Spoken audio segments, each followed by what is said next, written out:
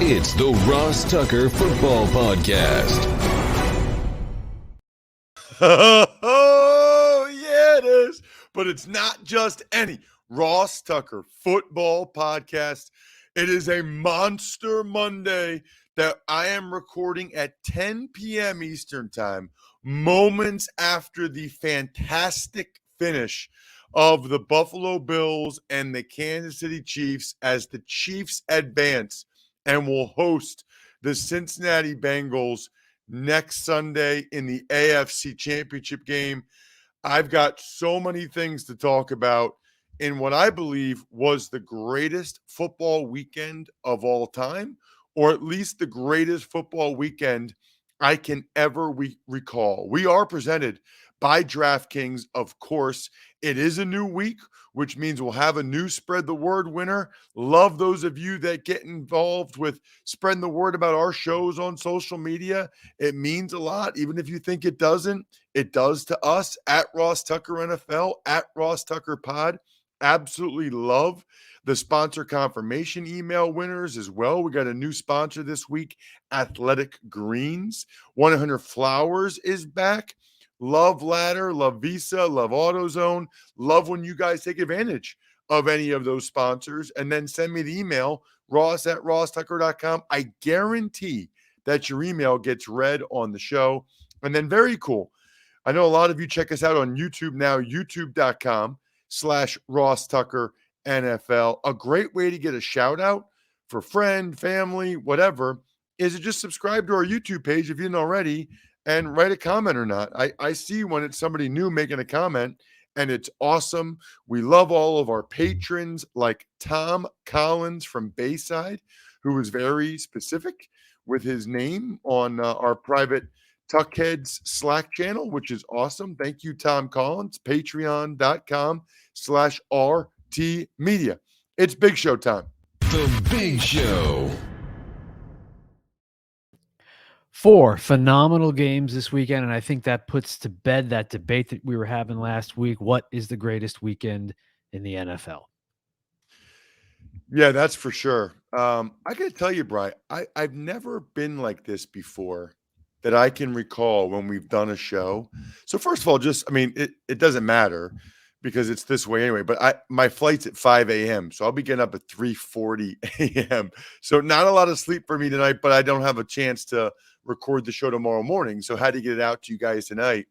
I'm disappointed. Like, I am so happy about how awesome the football was. And I love it. And I'm so thankful for how great the games were, even my game today, Bucs and Rams. And I'm happy for Chiefs fans and Bengals fans and Rams fans.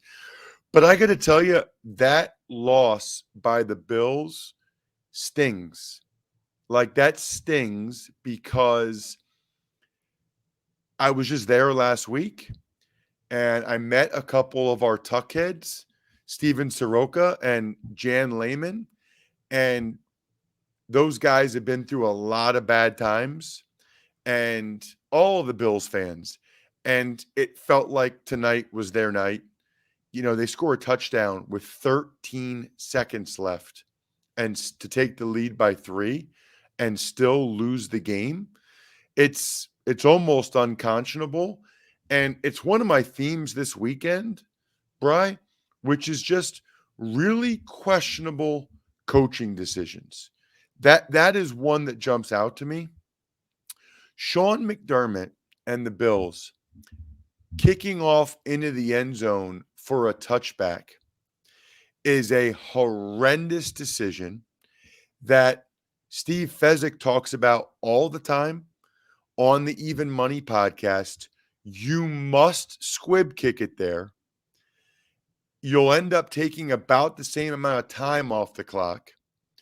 They'll end up getting the ball probably around the same spot. Maybe they'll get a few more yards, but you'll take 4 or 5 seconds off the clock minimum, which gets them to about 9 seconds, maybe 8 or 7.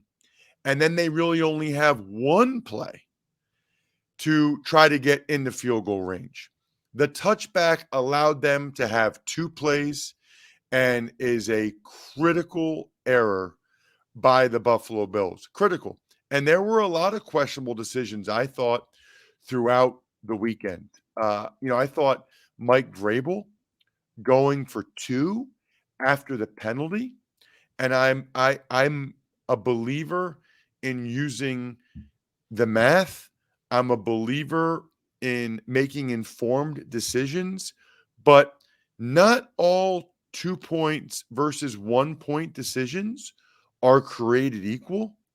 I strongly disliked going for 2 after it was 6-6 when an extra point gives you the lead, gives you the 1-point lead. I mean, in that instance, you need to kick the extra point and take the lead in the game. I mean, that to me is crazy. I'd love to see the win probability stats for that, but that I just don't understand. Even late in the game, when he went for it on 4th and 1, I really thought that was a situation where you had to kick the field goal to try to take the lead. And I love Mike Vrabel. I think he's the coach of the year in the NFL, and he's a former teammate of mine. But I thought he made some really poor decisions.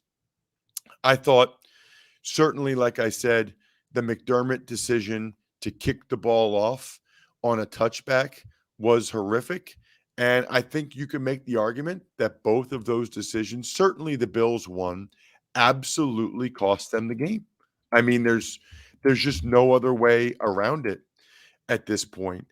The other thing was, I thought we saw a lot of quarterbacks step up for their teams when they needed them the most. Joe Burrow wasn't great, got sacked a lot, but he stepped up and made plays when his team did it. Jimmy Garoppolo, not as much, but that's actually the theme, right? Is that some quarterbacks stepped up and made plays when their team needed them to. And Josh Allen, obviously, Patrick Mahomes, obviously, Matthew Stafford. I mean, legacy-changing plays by some of these guys. Some didn't. Ryan Tannehill with the 3 interceptions. Awful. I mean, awful. And that's what people will remember. Aaron Rodgers scoring 10 points in a playoff game at home. I know the special teams are the people that really blew the game for the Packers, but that's not good enough by Aaron Rodgers. I didn't think Tom Brady played particularly well today, and they still came back to tie it. I thought other themes that jump out to me, the scene in Green Bay was amazing. The elements outdoor in the weather, just simply incredible with the snow. It's one of the things that separates the NFL and football from other sports. It's why football is the sport of kings, better than diamond rings. That's why we love to play football. Just incredible. How about, and I tweeted this at Ross Tucker NFL, a big day for kickers on Saturday, a really big day for kickers. Evan McPherson, Robbie Gould, those guys were incredible. Those guys deserve everything that the kudos that they get for making the kicks that they made. Even tonight, Harrison Butker made it. Matt Gay, even though evidently he was injured, made the game-winning kick. Butker made the game tying in the end of regulation. Awesome. And I would say this, 2 more themes. Close games are what we really live for. It's just incredible. The close games are incredible. And it's what I love. It's why I love doing games. It's why I love the sport. It's just uncanny how good the games were this weekend, especially after the wild card weekend was so disappointing. And I was going to do a theme for Matthew Stafford, but I'll get to Matthew Stafford when we actually get to that game in a little bit. But first, I need to tell you about the free Fix Finder service at AutoZone. You can troubleshoot more dashboard lights, including your check engine light, ABS light, and service interval light.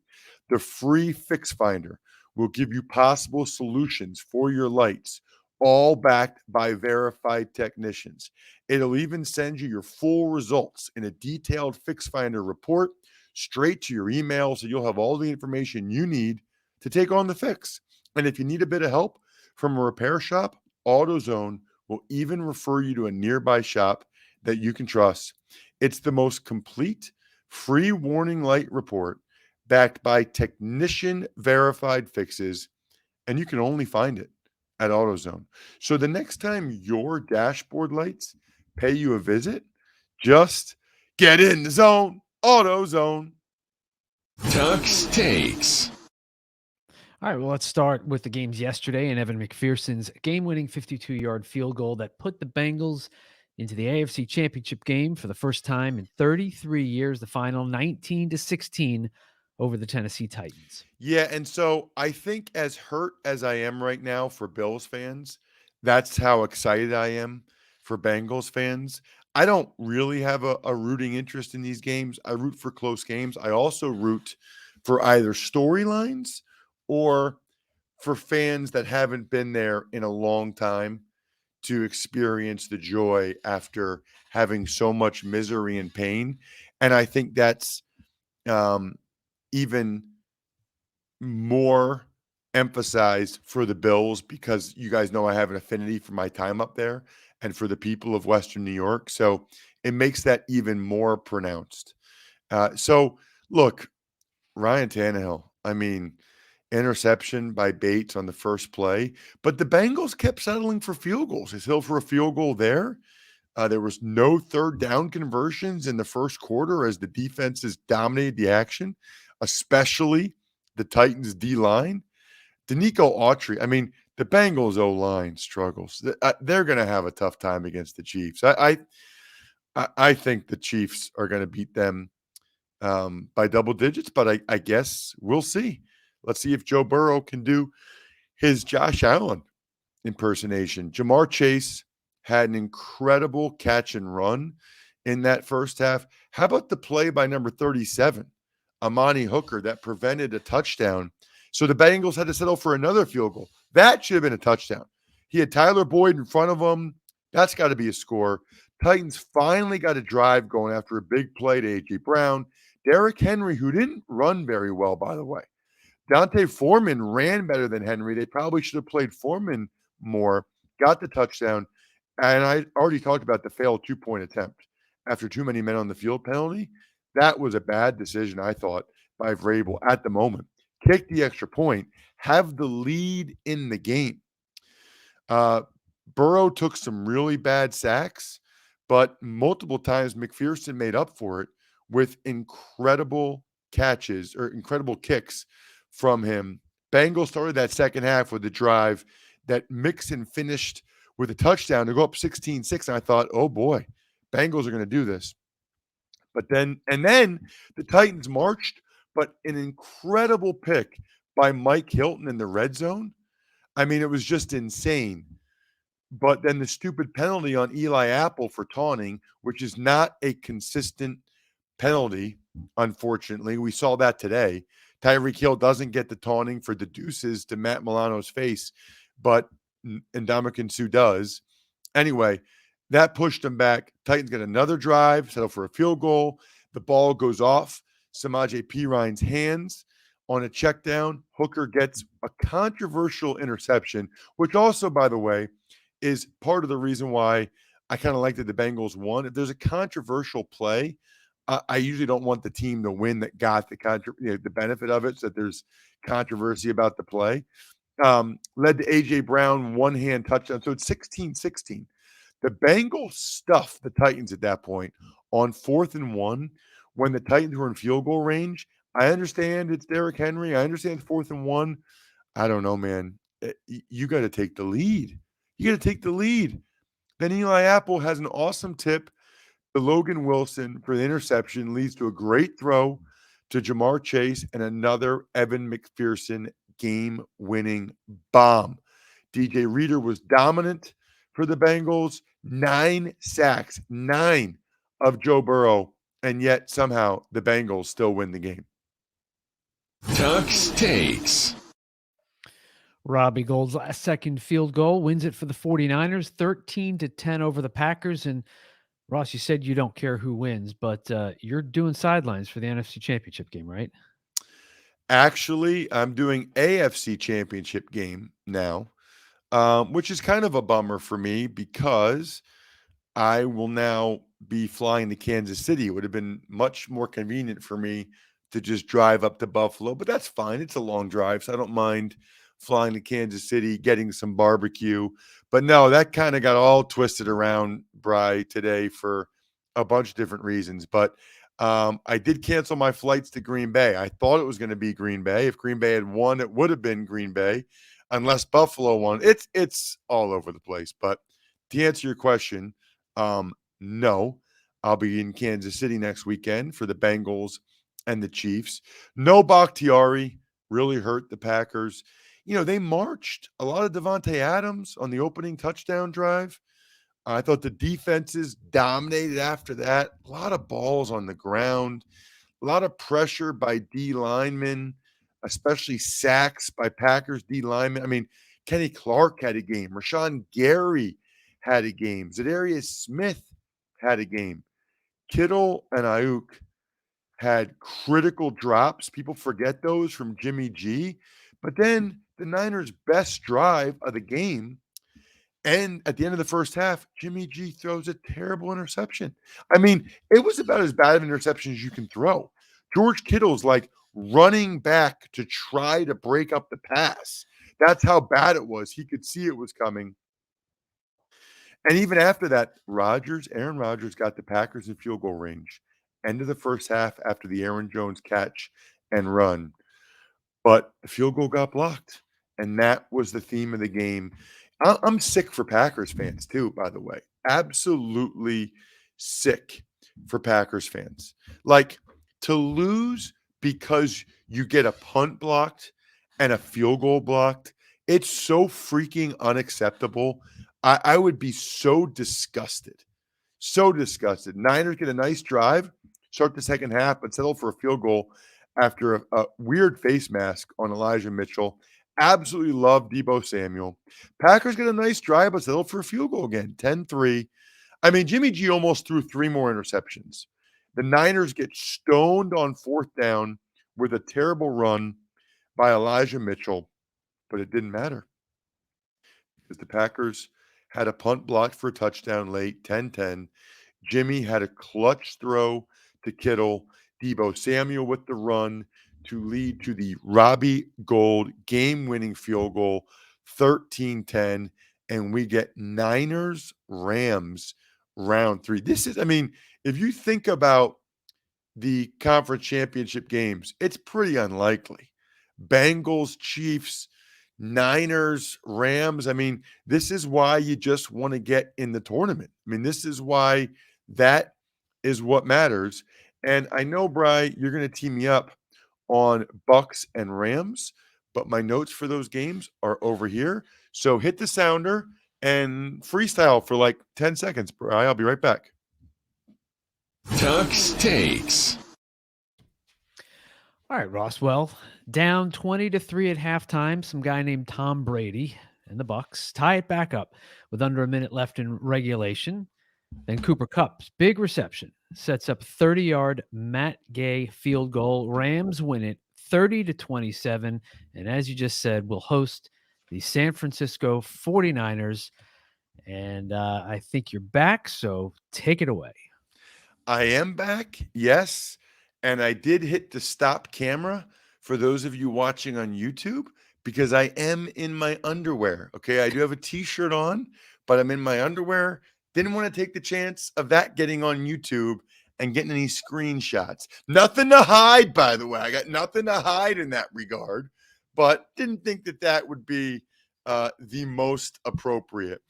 So during most of that Bucks Rams game, I was frustrated because I thought, man, I've had some bad luck recently of blowouts. Bills, Patriots, Rams, Cardinals. But no, here comes the Rams making so many mistakes that I swear, Bri, only happen when you're playing against Tom Brady's team. It is insane. It was insane. Let's start with the press box food. They had a carving station. It was porchetta, delicious, Cuban sandwiches, turkey sandwiches. They had cookies and brownies and Coke Zero, a very impressive salad bar, roasted chicken with thyme, like THYME, whatever that is, salmon, It's an Spanish herb, by the way. sausage. What's that? It's an herb. Yeah, Thyme. it's an herb. Yep. See, hot dogs, nachos. Bri, this is just between you and me, okay? You can't tell anybody. How many bananas Fosters do you think I had at halftime? Ooh, I'm gonna say 3. Yes, you know me well, bro. That's as many as I could get before we had to go back on the air. But it's warm. The banana and the sauce is warm, so I had to eat them so fast.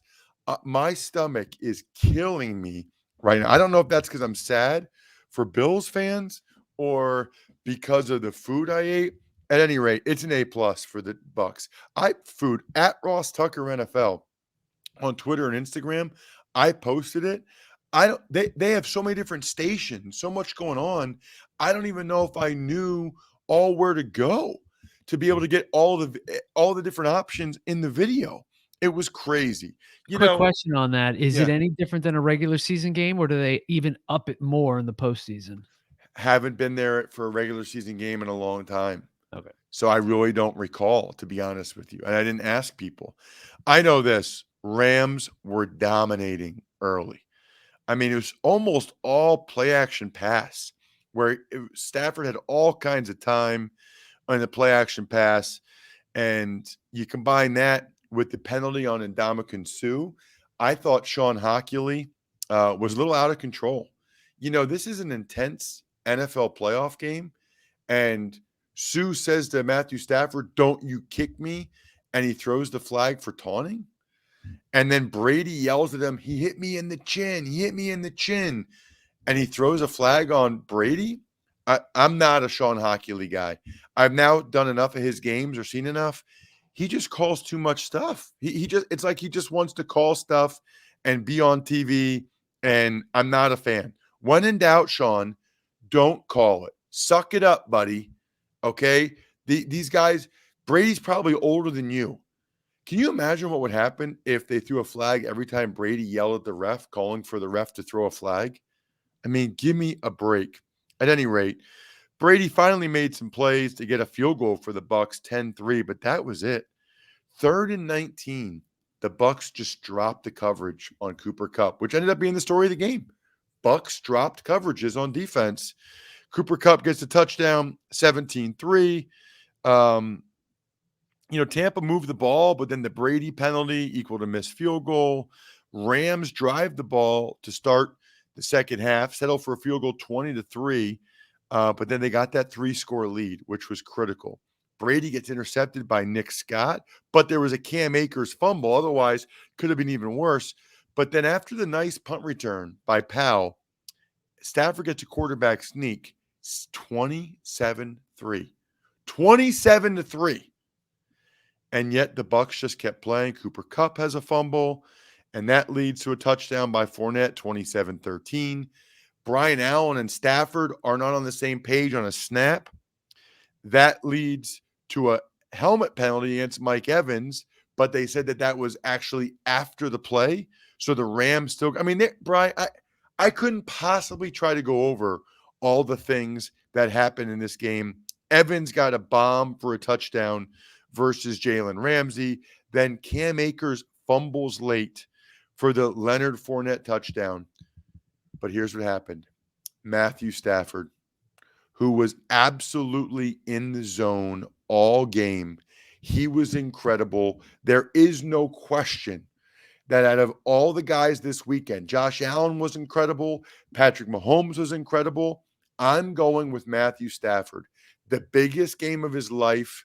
He played the best game of his life, including that clutch throw, 2 clutch throws at the end of the game to Cooper Kupp, including another what ended up being a dropped coverage by the Bucs, over the shoulder Willie Mays catch for the game-winning field goal. Stafford changed how people feel about him 30-27. Kudos to the Rams. Kudos to Matthew Stafford, our in the zone player of the week, presented by AutoZone. Incredible. Really, ultimately, Rams won the special teams and field position battle. Brady just wasn't good enough, quite frankly. Von Miller and Aaron Donald were awesome, and the Bucs' weapons are just not good. I mean, the Bucs need to go back to the drawing board a little bit. They just, no Godwin, no Antonio Brown. It was tough.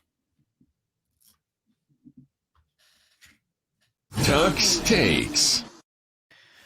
And the game that just ended 42-36 in overtime, it was Patrick Mahomes to Travis Kelce. Chiefs advance to the fourth straight AFC Championship game, despite Gabriel Davis's 4 touchdowns for the Bills. Yeah, so that's incredible for the Chiefs. Congrats to the Chiefs fans and Chiefs players. That's awesome. As I mentioned, though, I kind of like some new blood, from my perspective. The Chiefs have had a chance to win a lot. They've been to a couple Super Bowls. They've gotten a chance to win one, but they deserved it. They won, and the Bills made critical errors late. Mahomes is a magician. He avoided so many near sacks all game, rushed for a career high in yardage, threw an insane touchdown pass while he's getting 3 guys on him. Josh Allen was awesome with his legs as well, as the Bills were aggressive early. But I thought McDermott punting late in the third quarter on 4th and inches, I thought that was a mistake. And I think that came back to haunt them as well. I thought McDermott cost the Buffalo Bills the game. Butker had some key misses for the Chiefs as well. And McCole Hardman, incredible start. And all of a sudden, the Chiefs had a 2-score lead. You thought, wow, here we go.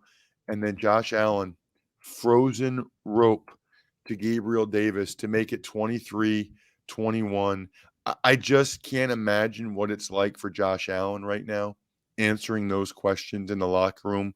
What more did you want the guy to do? Tyrann Mathieu was out with the concussion. Tyreek Hill had an awesome punt return, by the way, but was tackled by the punter. And the Chiefs actually settled for a field goal after they ran a tight end option play, which gave the Bills a chance to stay in it. It wasn't a 2-score lead. I don't know how many times I have to say Josh Allen was insane. 4th and 13, touchdown pass to Gabriel Davis, and 2-point conversion to Diggs. But then Mahomes hits Tyreek Hill on a crossing route, 64-yard touchdown. Letter of the law, there should have been a taunting penalty. There wasn't. It's not called consistently enough. But even still, Josh Allen answered. Touchdown pass to Gabriel Davis again. 13 seconds left. 13 seconds. And I tweeted, I don't know if 13 seconds is leaving too much time for Mahomes or not. It was. The Bills kicked it off for a touchback rather than a squib kick. It's a terrible decision. It led to the game-tying field goal for the Chiefs. They win the overtime coin toss. I don't want to hear about the overtime rules. The Bills should have won that game in regulation. They blew it. They got to face the music. It stinks. It hurts. But that's the reality. They had their chances. When you make bad decisions, that's what happens. I mean, there's no ifs, ands, or buts about it. You make decisions like that, like McDermott did, it costs you the game. And so there you go. That'll do it for an unbelievable weekend of football. Loved every second of it. I'm so happy for the fans of the winning teams, but I'm especially sick for the fans of the losing teams. Titans, that's rough. Packers, Bills. Bucks won the Super Bowl last year, so not as much the Bucks, but still, man. Pizza Boy Brewing, Sporticulture, Vision Comics with an X, HumanHeadNYC.com, SteakhouseSports.com. I think we're done here.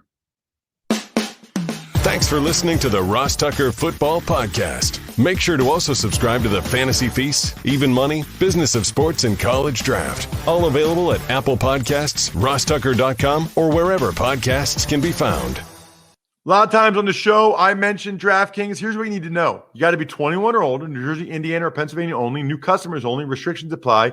See DraftKings.com/sportsbook for details. Gambling problem, call 1-800-GAMBLER, or in Indiana, 1-800-9-WITH-IT. By the way, if what I was talking about included a deposit bonus, doesn't always, sometimes it does. Deposit bonus requires 25 times playthrough, and deposit bonuses are paid out in site credit.